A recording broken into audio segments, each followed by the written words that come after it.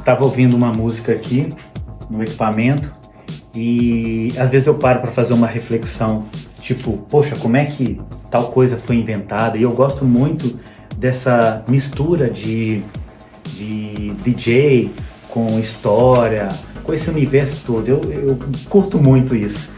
E aí eu lembrei aqui de uma função, para quem é DJ vai conhecer, mas para quem não sabe eu vou explicar daqui a pouco. Existe uma função que chama pitch, em CDJs já é conhecida como tempo.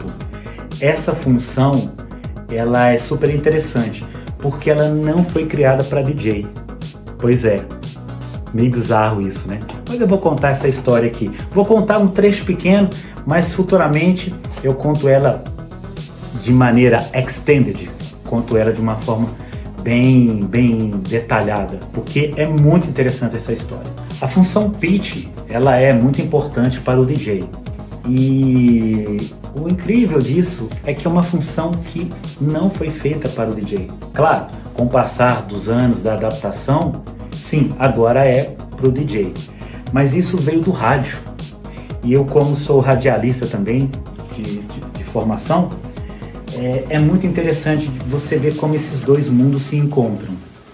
Então, ou seja, nos anos 40, o pitch não chamava pitch, chamava vary speed, ou seja, variação de velocidade. E essa função vinha em tapes de rolo, só tinha tape de rolo, isso nos anos 40 e 50.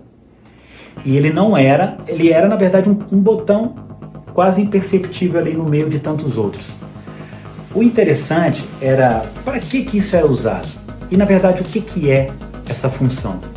Ele nada mais é do que um botão que acelera e desacelera a música. Simples assim, é isso que ele faz. Ele acelera e desacelera. Então, esses equipamentos vinham com essa função porque eram equipamentos feitos para o rádio somente. E eram equipamentos muito grandes, não fazia o menor sentido ter isso em casa, a não ser malucos como a gente é hoje com equipamento, né? Mas numa casa de pessoas normais não teria um equipamento como esse. E eles vinham com esse vary speed. E para que serve? Para quem trabalha em rádio nos dias de hoje, sabe que existe os blocos comerciais, chamado como break comercial, e o bloco de música. E ele é muito bem calculado, né? Geralmente, emissoras de rádio têm 5 minutos de break comercial e 1 hora de rádio, e 1 hora de música, aliás. E por aí a coisa vai se construindo, mas nessa época não tinha.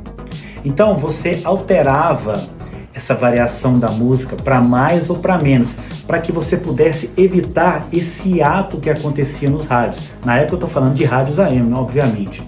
E aí você acelerava essa música ou desacelerava para que você pudesse encaixar no break comercial da época. Então, esse era o motivo principal dessa função, chamado de vary speed.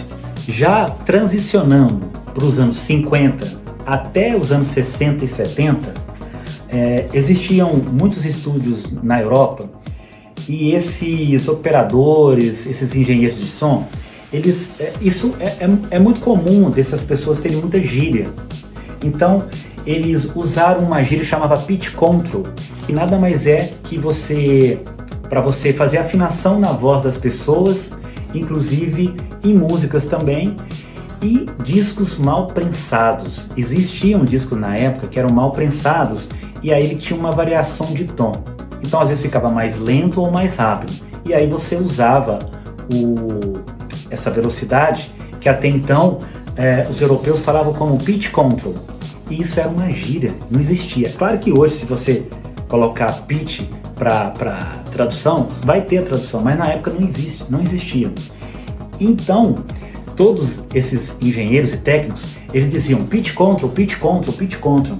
E aí a coisa pegou tanto ao ponto que das fabricantes começarem a lançar, aí sim, começa a ficar interessante, a lançarem seus toca-discos com o nome pitch control, porque eles pegaram desses técnicos de som. E aí, em 1972, saiu um toca-disco da marca Technics. Na verdade chama Technics Sul, mas nós conhecemos como Technics, porque Technics Sul é japonês. saiu um toca-disco que chamava SL1200. Alô DJs, não é a MK2, eu estou falando da SL1200, o primeiro modelo.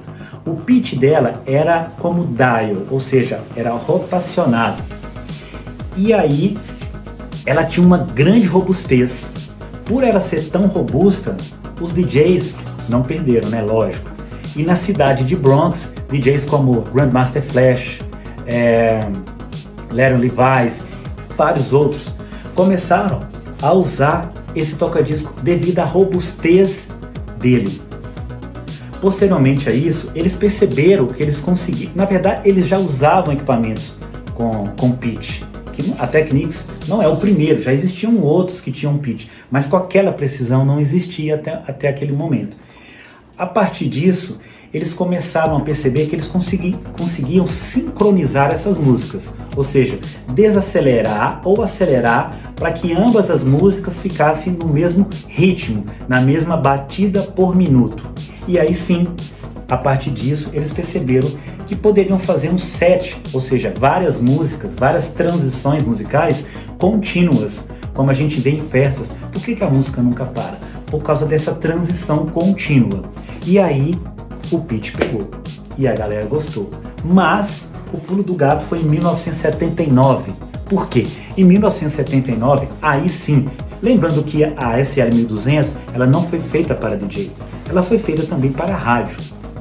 Mas em 1979, aí sim, a Technics, ou Technics-Sul, fez a SL1200 Mark II. Por que Mark II?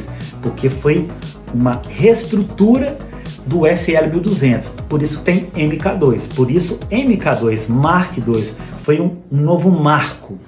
E saiu a MK2 em 1979, não foi 72, e nem 80 e nem 78, 1979.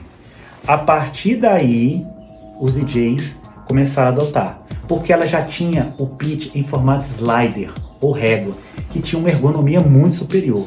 E a partir disso, a coisa ficou interessante, mais ainda.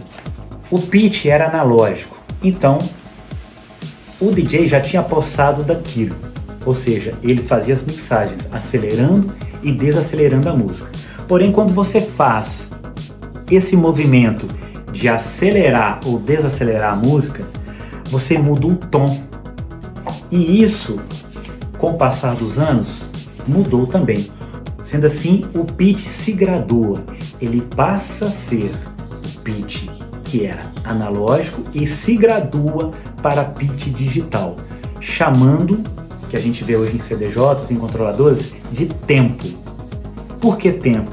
Porque além de acelerar e desacelerar, ele agora consegue prevalecer a sua rotação normal, quando eu digo isso, no sentido harmônico.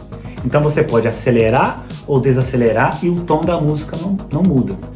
Em outras palavras, é como se você mudasse a rotação da Terra, mas prevalecesse o universo da mesma forma. Ou seja, a partir disso, você consegue fazer mixagens mais suaves, você consegue fazer transições que parece que a música, para quem não entende, ela nem mudou. Ela nem está rápida e nem está acelerada, mas na verdade ela está. Mas o tempo, você consegue preservar a forma harmônica da música original.